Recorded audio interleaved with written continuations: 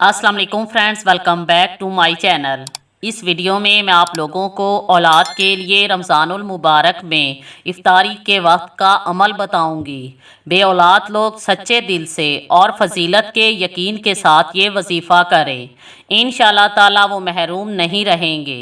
अल्लाह पाक पर भरोसा रखें, वही अर्शे अजीम का मालिक है। वो जिसको चाहे अता फरमाए और जिसको चाहे महरूम रखे। अपनी हर परेशानी का हल कुरान मजीद में तलाश करें। अल्लाह पाक की रहमत बहुत वसी है और हर शख्स इसको अपने ज़र्फ़ और अपनी हिम्मत के मुताबिक हासिल करता है। ये वजीफ़ा भी करें और अल्लाह पाक से कामयाबी के लिए दुआ भी करते रहें।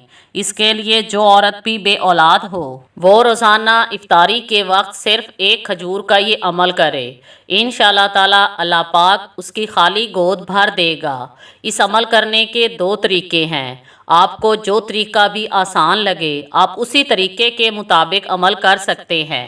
दोनों तरीक़ों की अफादियत बराबर है। रोज़ाना इफ्तारी के वक्त एक खजूर लें और उस पर एक बार सूरह यूसुफ पढ़कर दम करके औरत खा ले।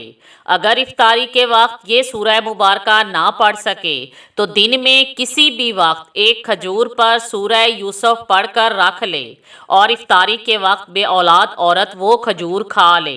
ये अमल बहुत ज़्यादा फजीलत वाला है। इंशाअल्लाह ताला इस अमल की बरकत से रमज़ानुल मुबारक का महीना ख़त्म होने से पहले खुशखबरी मिलेगी। Thanks for watching.